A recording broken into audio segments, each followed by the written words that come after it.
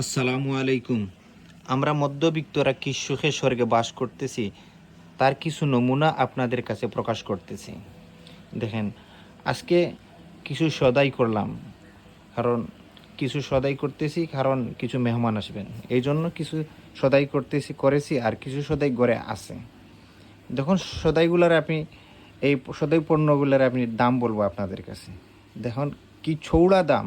আমরা কেমন করে এগুলো কিনবো আর কেমন করে এগুলো আমরা বুক করব যে আমরা আপনাদেরকে বুঝাতে পারতেছি না। এই গাজরগুলার দাম হচ্ছে, এই 2টা গাজরের দাম হচ্ছে 60 টাকা। এক পাওয়া রসুন হচ্ছে 60 টাকা। এই 4টা টমেটো 55 টাকা হয়েছে। 2 কেজি পেঁয়াজ প্রতি কেজি 100 টাকা। এই এক পাওয়া রসুন, এই হচ্ছে এক পাওয়া আদাগুলোর দাম হচ্ছে 80 টাকা। এই হচ্ছে ডিম, হাঁসের ডিম হচ্ছে 140 টাকা 2 হালি। আর এই হচ্ছে কুয়েল পাখির ডিম 2 হালি হচ্ছে আপনার 40 টাকা। এই বরবটি হচ্ছে আপনার 80 টাকা, এই এক আটা 80 টাকা। এই শশাগুলো হচ্ছে 60 টাকা। আর এই হচ্ছে আপনার লাল শাক। এই লাল শাকটা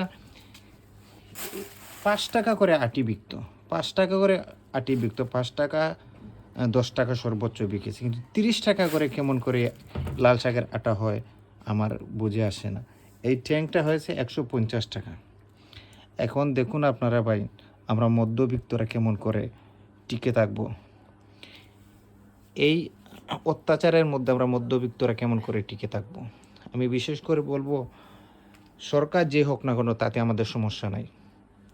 আমরা যাতে একটু আরামে খেতে পারি, একটু সুখে শান্তিতে থাকতে পারি, এটা একটু দেখেন ভাই। কারণ কারণ আপনারা তো মিছিল স্লোগান করে স্বৈরাচারী সরকারকে সরিয়েছেন। এখন স্বৈরাচারী সরকারের পরও যদি আরও বিভীষিকাময় যন্ত্রণা আমাদের কাছে আসে, তাহলে আমরা কেমন করে থাকব? ডক্টর ইউনূসের কাছে বিশেষ করে অনুরোধ আমাদের থাকবে, এই কাঁচা বাজার বা আমার যেগুলা মুদি দোকানে পাওয়া যায় বা কাঁচামাল, এগুলার দাম একটু হালকা করেন, যাতে আমরা একটু অল্পতে খেতে পারি। কারণ আমাদের যা ব্যবসা করে, যা ব্যবসা আছি, বা এখন বর্তমানে ব্যবসার অবস্থা তেমন বেশি ভালো না, মারাত্মক লেভেলের খারাপ। এখন এইগুলো দেখুন, যদি রোজ রোজ এই যে 900 টাকা 1000 টাকার খরচ লাগে, তাহলে আমরা কেমন করে থাকবো, কী করব? আরও তো অনেক কিছু আছে, প্রয়োজন অনুযায়ী কাজ করতে অনেক কিছু আমাদের চাহিদা আছে। বলে এইসব চাহিদাকে আমরা পূরণ করব কেমন করে? আর 3 বেলা 2 মুঠো ভাত খাবো কেমন করে? একটু দেখেন।